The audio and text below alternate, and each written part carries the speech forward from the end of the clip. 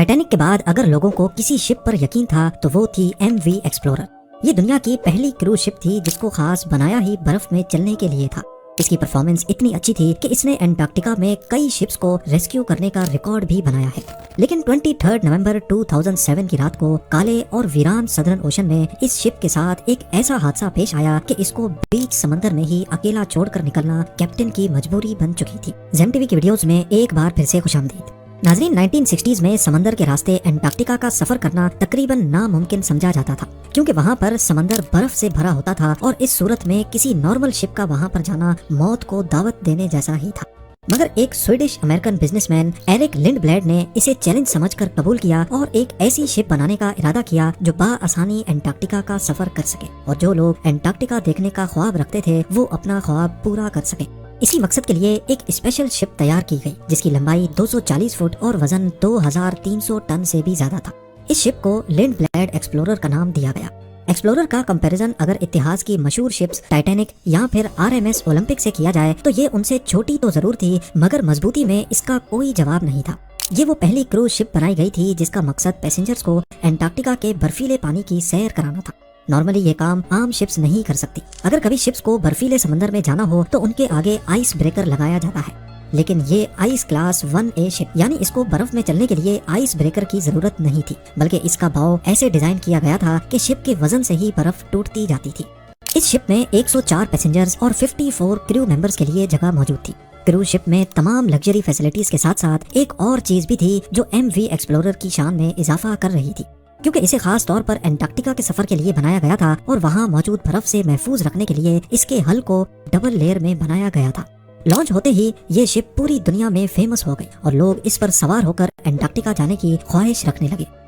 असल में पहले इसका नाम तो लिंडब्लेड एक्सप्लोरर रखा गया था, लेकिन वक्त के साथ साथ इस शिप के ओनर्स भी बदलते रहे और 2004 में आखिरी बार इसको Toronto based travel company gap adventures ने खरीदा, जिन्होंने इसका नाम MV एक्सप्लोरर रख दिया था। इसके बाद ये किसी और मालिक के कब्जे में नहीं आ पाएगी, ऐसा किसी के वहमो गुमान में भी नहीं था।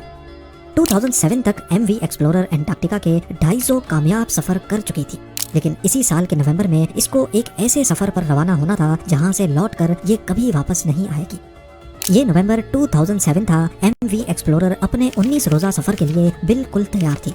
इसको अर्जेंटीना के शहर उसाया से स्टार्ट लेना था और फॉकलैंड आइलैंड से होते हुए साउथ जॉर्जिया आइलैंड और फिर एंटार्क्टिका तक पहुंचना था। 11 नवंबर 2007 को MV एक्सप्लोरर में 100 पैसेंजर्स और 54 क्रू मेंबर्स एक बार फिर से एंटार्क्टिका के इस हसीन सफर के लिए रवाना हुए। यहाँ तक सब कुछ नॉर्मल चल रहा था, किसी को भी अंदाजा नहीं था कि इनका ये हसीन सफर इनको किस मुसीबत में धकेलने वाला है। MV एक्सप्लोरर के कैप्टन 49 इयर्स के बेंट वाइमन थे। वो हजारों बार इस बर्फ से भरे समंदर पर शिप्स चला चुके थे और इसी एक्सपीरियंस की वजह से ही पैसेंजर्स खुद को महफूज समझ रहे थे। पर एंटार्क्टिका के शिप कैप्टन्स चाहे कितने भी एक्सपीरियंस्ड क्यों ना हो, वहाँ की बदलती कंडीशंस की वजह से हर बार मुख्तलिफ मसाइल का सामना करना पड़ता है और हर बार एक नया चैलेंज उनके लिए तैयार होता है। इस सफर की शुरुआत में कैप्टन बेंट वाइमन ने एक हैरानकुन फैसला किया। वो अपने प्लान रूट से हटकर शिप को एक नए रूट पर से लेकर जाना चाहते थे, क्योंकि कैप्टन का मानना था कि ऐसा करने से शायद वो ज्यादा बर्फ वाले इलाकों से बचकर अपनी मंजिल तक पहुंच सकेंगे। शुरुआत के 10 दिन बिल्कुल मामूल के मुताबिक चल रहे थे, लेकिन 22 नवंबर की शाम को सूरज गरूब हो रहा था और पैसेंजर्स अपने अपने केबिन्स में जाने की तैयारी कर रहे थे। इसी दौरान MV एक्सप्लोरर एक ऐसे इलाके में एंटर हुई जहाँ पर काफी ज्यादा बर्फ मौजूद थी। कैप्टन ने अनाउंसमेंट की कि हम बर्फ वाले इलाके से गुजर रहे हैं, इसीलिए बर्फ के बार बार टकराने की वजह से शोर पैदा होगा और ये रात आप सबको बर्दाश्त करनी पड़ेगी। अंधेरे की वजह से कैप्टन ने शिप की रफ्तार को कम करके सिर्फ 5 नॉट्स पर सेट कर दिया था, यानी करीब 10 kilometre per hour. Aahista Aahista ship पतली बर्फ की लेयर से निकलकर मोटी और पुरानी बर्फ की लेयर वाले इलाके की तरफ बढ़ रही थी, मगर कैप्टन को इस बात का अंदाजा नहीं हुआ, क्योंकि रात के 10 बज चुके थे और ज्यादा कुछ दिखाई भी नहीं दे रहा था। आधी रात के वक्त अचानक शिप एक जोरदार आवाज के साथ रुक गई। पहले तो किसी को कुछ समझ नहीं आया, लेकिन फिर मालूम पड़ा कि शिप एक सख्त बर्फ के तोदे से टकरा कर रुक गई है। क्योंकि कैप्टन ने पहले ही अनाउंसमेंट कर रखी थी, इसी वजह से काफी पैसेंजर्स ने इस आवाज पर ध्यान नहीं दिया और वो सोते ही रहे। कुछ देर बाद कैप्टन शिप को दोबारा से चलाने में कामयाब हो गए। MV एक्सप्लोरर अब दोबारा से बर्फ को काटती हुई बर्फीले समंदर में आगे बढ़ रही थी, मगर कैप्टन समेत शिप में सवार पैसेंजर्स ये नहीं जानते थे कि शिप के हल में एक सुराख हो चुका है और पानी अब धीरे धीरे शिप के निचले हिस्से में जमा होना शुरू हो चुका है। सोए हुए पैसेंजर्स की आंख तब खुली जब उनके केबिन्स में पानी भरना शुरू हो चुका था। क्योंकि पैसेंजर केबिन जहाज के निचले वाले हिस्से में थे, इसीलिए पानी सबसे पहले वहीं पहुंचा था। ये देखते हुए पैसेंजर्स में अचानक एक खौफ की लहर दौड़ गई। हर कोई अपनी जान बचाने के लिए इधर उधर भागने लगा। पानी अब हर मुमकिन जगह से शिप में दाखिल हो रहा था, चाहे लाइट स्विच हो, डक्ट वेंट या फिर दरवाजे की दरारें। जब तक कैप्टन को इस बात का इल्म हुआ तो कई केबिन्स पानी से भर चुके थे। पहले तो उनको लगा कि शायद छोटा डैमेज हुआ है जिस पर काबू पाया जा सकता है, लेकिन जब पानी का प्रेशर बढ़ता ही जा रहा था तो कैप्टन भी समझ गया कि बात अब काबू से बाहर निकल चुकी है। कैप्टन ने फौरी तौर पर शिप को खाली करने का ऑर्डर दिया और तमाम लाइफ बोट्स को डिप्लॉय करने का फैसला किया। इसी दौरान शिप बर्फीले इलाके से तो निकल चुकी थी, मगर पानी जमा होने की वजह से वो एक तरफ झुक गई थी। क्रू मेंबर्स जल्दी से शिप को खाली करने और इंसानी जानों को बचाने में मसरूफ थे। शिप अपनी मंजिल से 46 किलोमीटर दूर थी और मंजिल पर डैमेज शिप के साथ पहुंचना नामुमकिन था। दूसरी तरफ मसला ये भी था कि अंटार्कटिका का ये समंदर बर्फ होने की वजह से बहुत ज्यादा ठंडा था और यहाँ की ठंडी हवा की वजह से लाइफ बोट्स पर ज्यादा देर रहना भी मुमकिन नहीं था। इसीलिए कैप्टन ने एक्सप्लोरर के करीब मौजूद दूसरी शिप्स को SOS के सिग्नल्स भेजना शुरू कर दिए। ये सिग्नल्स नेशनल जियोग्राफिक एंडेवर और नॉर्ज नामी शिप्स को भेजे गए थे, मगर ये शिप्स भी काफी दूर थीं और इनका फौरन यहाँ तक पहुँचना मुमकिन नहीं था। आहिस्ता आहिस्ता पानी MV एक्सप्लोरर के सेपरेटर रूम में जमा होना शुरू हो गया। ये वो रूम होता है जहाँ शिप्स की तमाम मशीनरी मौजूद होती है, यानी इसी रूम से ही पूरी शिप को पावर दी जाती है। इस रूम में पानी भरने की वजह से अब MV एक्सप्लोरर की तमाम इलेक्ट्रिसिटी बंद हो गई। अंटार्कटिका के बर्फीले समंदर के बीचों बीच अब MV एक्सप्लोरर बिल्कुल अंधेरे में तन्हा खड़ी थी।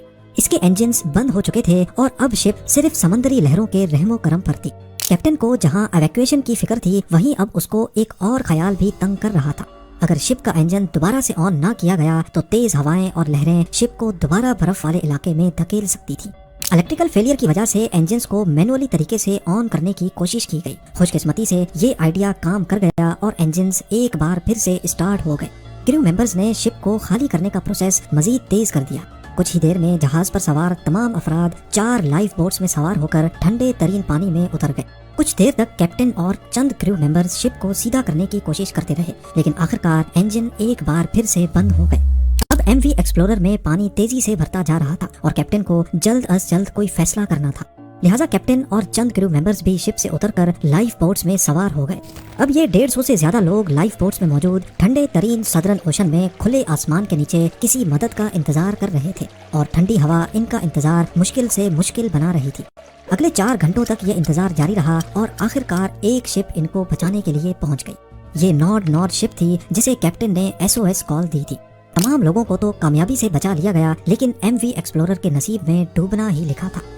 MV एक्सप्लोरर के इस हादसे पर एक इन्वेस्टिगेशन टीम भी बिठाई गई, जिससे ये नतीजा सामने आया कि ये नुकसान कैप्टन बेंट वाइमन की गलती की वजह से हुआ, क्योंकि कैप्टन ने जिस बर्फ को पहले साल की पतली बर्फ समझकर शिप को उस इलाके में दाखिल किया, असल में वो कई साल पुरानी बर्फ की मोटी लेयर थी। आज MV एक्सप्लोरर का शिपरेक पेंगुइन आइलैंड से 25 मील साउथ ईस्ट में 1300 मीटर की गहराई में मौजूद है। उम्मीद है जेम टीवी की ये वीडियो भी आप लोग भरपूर लाइक और शेयर करेंगे। आप लोगों के प्यार भरे कमेंट्स का बेहद शुक्रिया। मिलते हैं अगली शानदार वीडियो में।